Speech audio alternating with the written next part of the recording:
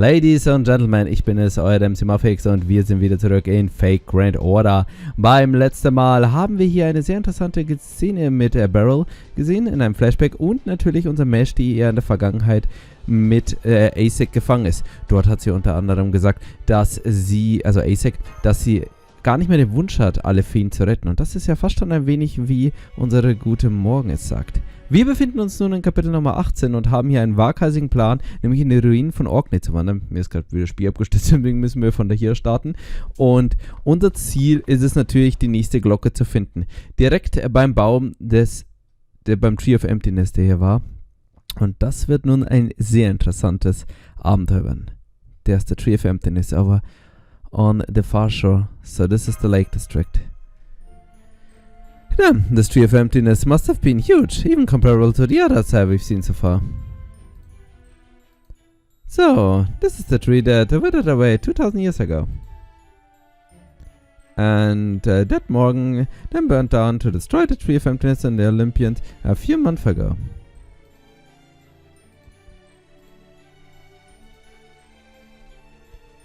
Hey, Maxie Artoria still hasn't cheered up. What's going on with her? To bed Oberon ist nie befasst. Der könnte sie definitiv aufmuntern. He's got a way of squashing your concerns before you've even had a chance to voice them. It must be hard being him too.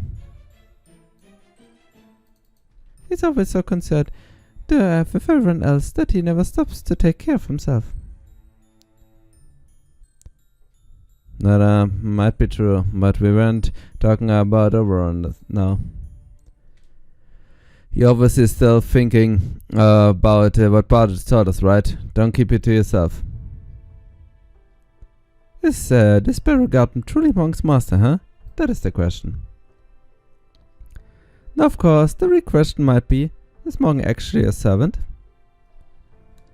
It's a hell of a conundrum, that's for sure. Maxie and I have been going back and forth, trying to square that circle ever since we got here. At first I thought Morgan was the king of this Lostbelt. Same. I mean, she pretty much have to be, if she has been ruling here for a few thousand odd years. But after meeting Morgan and Beryl in Camelot? You mean when Beryl said he was Morgan's master and she didn't deny it? Aber auf der anderen Seite, sie hat ihm natürlich übel mitgespielt. Wir haben es ja im Flashback gesehen, dass er sie gesammelt hat, aber ich kann mir nicht vorstellen, dass dieselbe ist. So Morgan's not Beryl's servant, but Beryl is Morgan's master. That's a brainbuster, ain't it? I don't even know where to begin. Any ideas as to how that could work, Da Vinci? I'm afraid not. There's just too little information to work with. If Holmes were here, he could string a number of theories together into a plausible hypothesis, but he's not. What about you, Artoria? Did you come with anything? I do have one idea, I think. I remember what you said about the master and servants, and the kind of things Chaldea done so far. But I'd rather not think about it any more than that. If I'm right, then Morgan would be impossible for you to beat. I worry you'd rather not even fight at it all if you want to. How about that? What's wrong with not wanting to fight her? Who says you have to try to beat her no matter what? Chaldea's scholars require Morgan's wrong Neil, and the child prophecy goes to ring the sex bells. Trust me, I had answered prophecies prime in Londinium enough to last a lifetime. And there's not a single verse in there about killing the queen. But monks have told me to defeat her. Did she now? She's just playing everyone's antagonist because she doesn't trust anyone anymore. But I'm not saying more than that. All I care about is Maxie and Mesh finally being reunited. Leute, ist also ganz auf Habertot ist Totorot, ich meine, das wissen wir alle. Auf der anderen Seite, langsam meine Theorie, dass Morgan und Ace irgendwie dieselbe Person sind. Es würde mich echt nicht mehr wundern. But I'm not saying more than that. All I care about, genau, das hatten wir. Und sie weiß eindeutig zu viel. You can't go around trying to please everyone else all the time. Sometimes you've just gotta tell them to piss off. No more chit-chat. We've already got a few more out of our way. You remember Bart's warning, Maxi? Good. Then don't hold back. We are counting on your firepower to get us through this. Okay. Servants, macht es. Ich glaube an euch. Yes, Servants. Go! Danke, Maxi. Unter deinem glorreichen Einsatz hätten wir es niemals geschafft. Jo, gut, liebe Leute. Das sollten wir schon hinbekommen. Wir werden hier natürlich, wer hätte es gedacht, mit morgen spielen, liebe Leute. Ich habe ja alle meine Szenenquotes, man sieht es ja unten an meinem Ding, habe ich ja eigentlich rausgehauen für morgen. Für morgen, für Bardes eigentlich. es war mal für Bardes geplant. Ist ja nicht so viel raus geworden. Aber immerhin morgen kam er auf dem Weg dazu auf MP3 und wie gesagt, die flext auf jeden Fall sehr gut. Und das Einzige, was mich natürlich noch stört, ist, dass wir noch nicht MP-Musik haben, weil die erhält man erst am Ende von vom zweiten Teil hier vom Lostbelt 6. Also, ein Grund noch mehr hier weiterzumachen. Nicht nur, weil wir gefaked in alle Werdesten drehen wollten. So. Wir haben übrigens hier mal Shooten Doji Kassa. Einfach so. Nur wegen Reiter und so.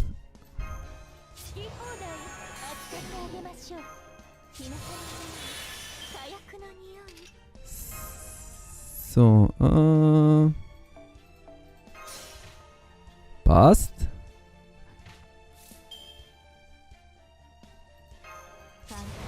So, ich hoffe, mein Plan geht auf. Jo, geht er.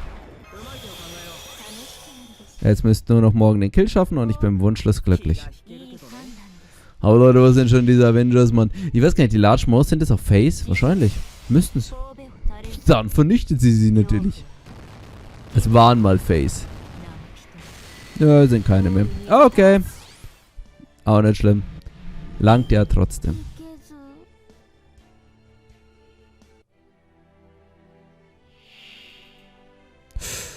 Hä? Hä? Irgendwie bin ich gerade verwirrt. Ich hab doch... Hä? Increase attack for all others. Defense. Ah! Ich hab gerade gerade was Dummes gedacht. Oh mein Gott, ich dachte gerade, die MP-Chest geht auf alle. Das war keine gute Idee, was wir hier gemacht haben. War jetzt dumm von mir. Ne, war echt dumm von mir. So. Ich habe gerade irgendwie voll den Denkfehler gehabt. Ich gedacht, morgen hat er eine 30% MP-Batterie. Was ist los? Ah, nur 4% langt's natürlich nicht. Sehr gut. Wie ich es natürlich erwartet habe.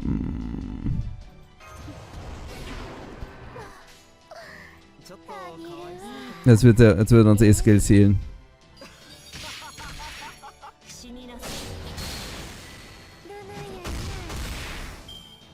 Keine Buffs mehr, sehr gut. Mach nur nicht ein Skill-Seal, der Rest ist mir egal. War ich gerade so ein mega dummer Ding vielleicht. Ich weiß nicht, wie ich drauf gekommen bin. So. Naja. Was bleibt uns anderes übrig, außer mit dem blöden Plan weiterzumachen, oder? Der Rest muss irgendwie morgen clearen.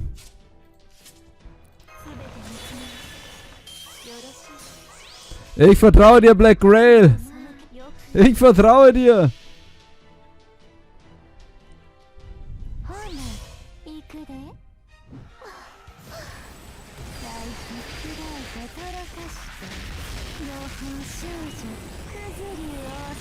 Okay, Leute, brauchen wir kein Ding. Ich hab's jetzt eigentlich mitgenommen, weil sie Anti-Demonic Damage hab. Aber Leute, ich weiß gerade nicht, was mit mir los war. Wie ich jetzt drauf gekommen bin, dass morgen 30% Party-Batterie. Keine Ahnung, fragt mich nicht, liebe Leute. Ich bin halt einfach seltsam. Nun gut, alles gut. Wir haben den Fight geschafft, das ist das Wichtigste. Dann lassen wir uns aber certainly new for Britain. Na, wahrscheinlich hat die auch... mich würde es nicht wundern, auch wenn Ding sie mitgebracht hätte. Wie heißt die schöne Dame nochmal? Nope, that one gotta be nearby. What does she think? This is a vacation. Ey Leute, ich hab's auch gesagt. Looks like it's going to take us at least a full day to make it through the Lake District to get up to enough cost. I don't think we'll make it more than halfway today. We should look for a forest where we can make a camp before nightfall. So, Habertot, do you maybe know this area? You said you're originally from the north, right? Well, yeah, I guess. This place hasn't changed in forever, so at least I know it better than the South. Why do you ask, Da Vinci? You want a history lecture from old Cat? If you could, that'd be great. I never heard much about the Lake District down south. Gotcha, okay then. But just until sunset. Long ago, Britain used to be way smaller. Back then, this area was our ocean. At the same time, Britain was the only landmass in the world. At least the fairies thought so. So they were worked to expand the isles. Then one day, when they expanded it up to where Manchester's now, they noticed there was a forest on the far shore. That was this place, the British Lostbelt Lake District, a forest in the middle of the ocean. That's where the northern fairies came from. They'd have been living off the fruits of that forest all the time. The northern fairies? So they were Nocnariba's ancestors. Yep. The 6 clans and the northern fairies have totally separate lineages. Anyway, back in Fae 6000 I guess that'd be 8,000 years ago, Britain had its very first war. In it, the northern and the southern fairies fought each other. Nowadays, it's only known as the War of the Spring. It happened when the northern fairies got jealous of all the land in the South Fairies had and crossed the sea, then waited. Genau, das ist ja der Vorvater von Map gewesen, der das getan hat. But even though the leader was super strong, on average, the northern fairies were still weaker than the southern ones. Back then, there were no humans on the northern fairy side. Only the southern fairies kept humans. So, the war ended up with the southern fairies' victory. Apparently, it was a total massacre. Whenever the northern fairy successor were born, the southern fairies would just kill them on the spot. Hätte man ruhig weitermachen können, wir brauchen keine Map. That's where they all got the bodies they needed to fill the ocean up to the Lake District. They killed so many northern fairies that eventually new generations stopped being born altogether. What happened to the northern fairies after that? Everyone thought they got extinct, but nope, they turned out where they were still alive. The leader of the northern fairies was made of much sterner stuff than any fairy from the 6 clans. Well, they weren't called the 6 clans back then, but you know what I mean. Anyway, the northern queen escaped, left the Lake District and went back to the western island all by herself in the middle of an empty sea. The western island became a legendary island that no one else sees but existed all the same. It became the final hope for the fairies who were exiled from Britain, a sort of last bastion of castaways. Later, there to be another war between the north and the south, called the War of the Summer. But that has nothing to do with the Lake District, so I just skipped that one. Anyway, after the first war, the War of Spring, the southern fairy claimed the Lake District for themselves and began developing the civilization even further. The fairies that would go and become the Mirror Clan, and the fairies from the Britain's northmost area that would go on to become the Rain Clan, each built thriving cities there. Though of course, as you can see, they've long since been wiped out. Not sure thriving is the word I used then. Then again, the idea of a single country enduring for more than 1,000 years doesn't really fit for us non-Brits in the first place. Amongst Fairy Britain has lasted more than 2,000 years, remember? Cause you can't really call it thriving either, since it hasn't advanced in any of all that time. The Rain Clan, I see. Britain's skies are always cast twilight. So it makes sense that there would have been fairies who controlled the Rain Clan and the other weather. But why the Rain Clan goes extinct? Did they disappear naturally or? I'll tell you that once we get to Orkney. All you need to know is therefore now is that the Rain Clan and the city Orkney were destroyed in the Fae era 4000. So 2000 years after the War of Spring. Yep. They built a city around the year 5000, so it was one of the few British metropolis to last over 1,000 years. No, I see. So that's why Ireland's nowhere to be found. The northern fairies must have been their Irish descendant. And the only northern fairies to survive the War of the Spring was their queen. But then, what happened to the Western Island? Where is it gone to? Why do you think? 'Cause the northern fairies migrated to Britain, of course. Map made the island to keep the fairies safe. She took it all back into herself just before she invaded the British Isles. That was the War of Summer, back in Fae era of 2000. Ace and the first Tamlin fought in it too.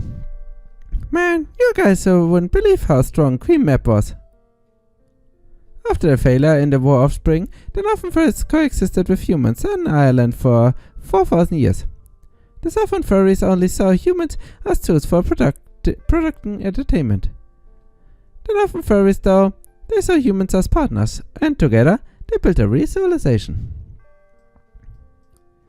So, even the Southern Fairies had the numbers advantages, and the Northern Fairies were still overwhelmingly stronger.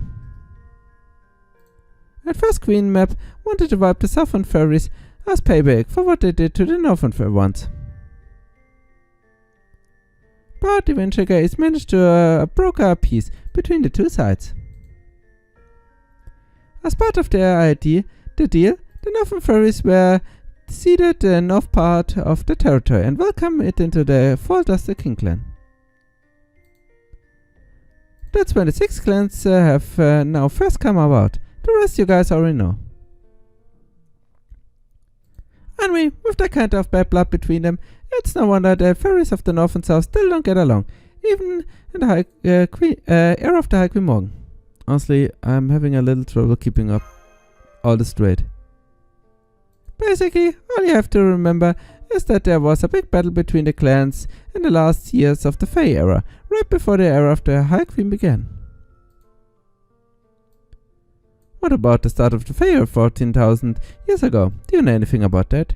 Nope. There's not a single record of Britain's genesis. I scanned the first Tamlin tried the hardest to track one down, but all they learned was the story of the 6 fairies. The 6 fairies also in the 6 Spells. Und natürlich hier in der Legende von Cernunnos. Oder wie man ihn ausspricht. So I already know about it. Yep, it was that mural. I don't remember all that much about it either, but if you want, I'll tell you what I know as a bedtime story. Not that there's all that much about it. At best, it only makes for a decent lullaby. Naja, solange es ein gute Nachtlied ist, beschweren wir uns nicht. So, okay. Ja, wie gesagt, im Endeffekt müssen wir halt nur wissen, dass halt Queen Map ist natürlich, Vorvater von der normalen Map. Oh, 4-4. Was ist denn los, liebe Leute? Hä? Ist Lotto? Eigentlich ist Lotto vorbei. What the f...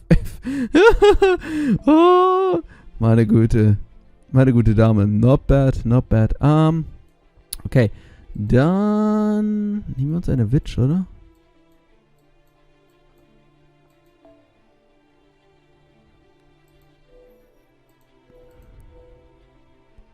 So. Und dann werden wir einfach mal ganz relaxed hier ein bisschen Buster loopen. Mit einer guten Sound sagen, in Hoffnung, dass das klappt. Ja, gleich fighten, gar nicht reden, liebe Leute. So kürzt sich das. Einfach zack, zack, zack. Denn ihr wisst ja, erst draufhauen, dann reden. So macht es ein wahrer Philosoph. Gut. Wie gesagt, es ist seltsam, dass Habertot so viel weiß. Und meine Vermutung ist halt wirklich, dass das dasselbe ist. Also, Mesh wird in der Vergangenheit Habertot dazu gebracht haben, eben hier das Wesen der Frauen, also im Endeffekt hier der Mann der Brides, der Schneider der Brides zu werden hier. So, machen wir den. Haben wir den Ghost zur Klump. Ich hoffe, das langt. Ich versuche nämlich hier mal das Triple Sun sein Buster loopen. Ah, okay, das ist gut. Das Problem ist, ich habe natürlich kein Black Ray. Schadet ihr natürlich ein bisschen. Aber, nee, relativ Schaden. Der Schaden ist schon sehr relativ.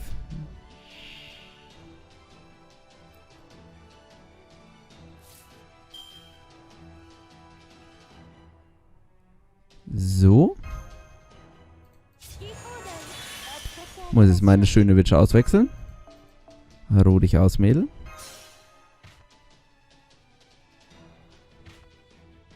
So. Dann machen wir hier den da. Double Attack ab. Und zack. Ist nämlich das erste Mal, wie gesagt, dass ich versuche. Deswegen ein bisschen Vorsicht, aber wie gesagt, das sollte locker flockig klappen. Ist echt ein sehr cooles Setup. Mit einer 50% Start-C. Ist jetzt auch weniger eigentlich Buster loopen, weil sie loopt ja im Endeffekt nicht MP einfach. Es ist ja mehr oder weniger einfach chargen. Aber es funktioniert halt so mega schön. Also, Fatal Battle. Noch ein großer Geist, der hier auch grantig ist. Das sind übrigens dieselbe Location wie in Salem.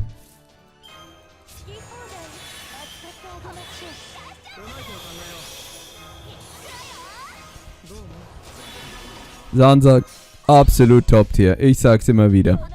Jetzt bin ich auf den Damage gespannt. Der ist 400.000, ist 500.000 zu viel erwartet. Nö. Alter, 500.000 wären wahrscheinlich gar nicht lang, oder? Alter. Bloodmonk MP1, Mann.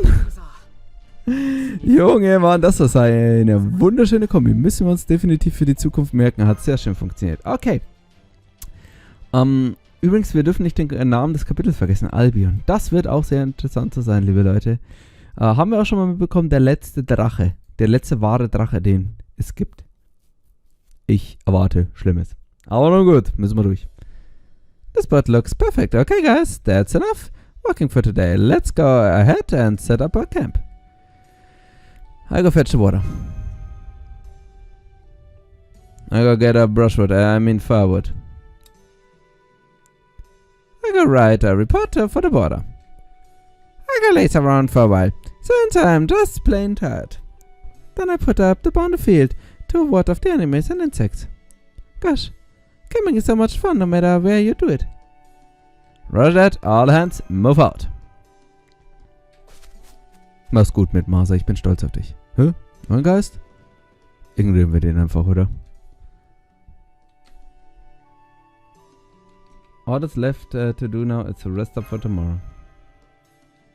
Yep. I think now's a good time to call it a night. There don't seem to be any dangerous creatures here, so... Hold it! I still haven't told you guys about sick fairies like I promised. Alright, I'm sorry, Happy Cat. Please go right ahead. Don't worry, I'm listening. It sounds pretty important after all. Okay. Now, which diary was it? Ah, here it is. Happy Cat History, page 153. It became ocean at the end. There was ocean at the beginning. After the shooting star passed, the land all ran into rivers. Long, long ago, as far back as time can go, 6 fairies went outside to find the world had become an ocean. There was no land, no rocks, no fish, no birds. And of course, there were no mountains or forests, which the fairies loved more than anything.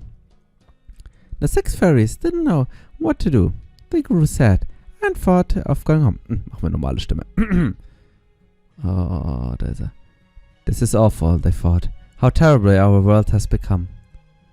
Then a large shadow rose up from the ocean. It belonged to a giant fluffy creature. On its shoulder stood one of the animals the fairies believed was gone. The animal on its shoulder called the fluffy creature Cernunnos.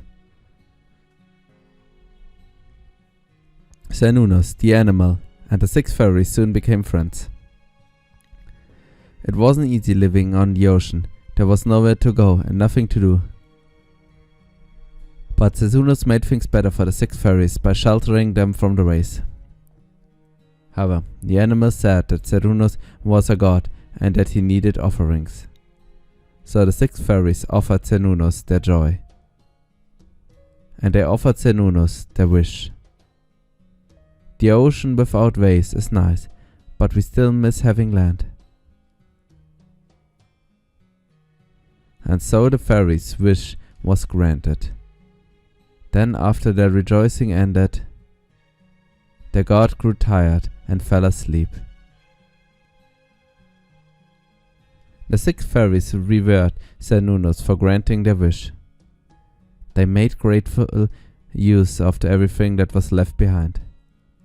Thus did the Isle of Britain come into being. May the first 6 fairies find salvation. Also im Endeffekt sehe ich das richtig, dass Cernunnos die Grundlage für Britannien ist, für das ganze Land, oder? And so, what's that effort? Wow, you're amazing, Happy Cat. I can't believe how much you know. Sie schläft schon. Is she talking in her sleep? Pretending to be awake? What about the rest of you? Marmasa, Da Vinci, Maxi? I'm fine, I'm just attending dream school. There's no such thing as dream school! But seriously, that really was helpful. It seems pretty clear now that the giant beast from the Muruk Cernunnos really did exist, along with the 6 clan ancestors. Also, what do you think that animal riding on Cernunnos shoulder was? Das habe ich jetzt auch nicht verstanden. Ein Mensch? Stimmt, voll der gute Gedanke, ja klar. Ist ja kein Vieh, ist ja für die auch nichts anderes. I think so too. Gods do like having mouthpieces. My guess is this human was Cernunnos' priest. There were probably more to share their god words with the world. I see. So that, when Britain first was created, there was a god, a priest, and fairies, huh? But now there's no god, no priest, and the only humans that existed were made by fairies. There's gotta be something more to the story. Maybe that's what Morgan's hiding. Seeing how any story related to gods completely died out in the era of the High Queen, you're probably right. But it leaves us with yet another question. If this is true, it means that Cernunnos gave Southern fairies, the 6 clans ancestors, this land. But then, who gave the Northern fairies the land with woods on its Lake District? Oh, I know that one. This is a secret only the Mirror clan and those born before the era of the High Queen began know, but a certain being's corpse lay somewhere in the Lake District.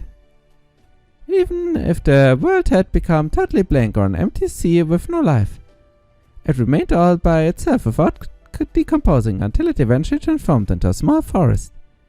Albion, the border, the last dragon. The corpse it left behind when it failed to return to the paradise of Avalon became the Northern Fairies' homeland. Oh Leute, Mann, es sind so viele furchtbare Kreaturen, gegen die wir alle kämpfen müssen. Okay, das erklärt nur den Namen des Kapitels und erwartet und lässt natürlich einiges hier erwarten, was uns erwartet. So, erwartet, keine Ahnung. Lässt zumindest einige Spannung offen. Liebe Leute, beim nächsten Mal hören wir Happy Cat zu, die immer noch viel zu viel weiß. Und dann geht's weiter. Vielen Dank fürs Zuschauen und bis zum nächsten Mal. Ciao.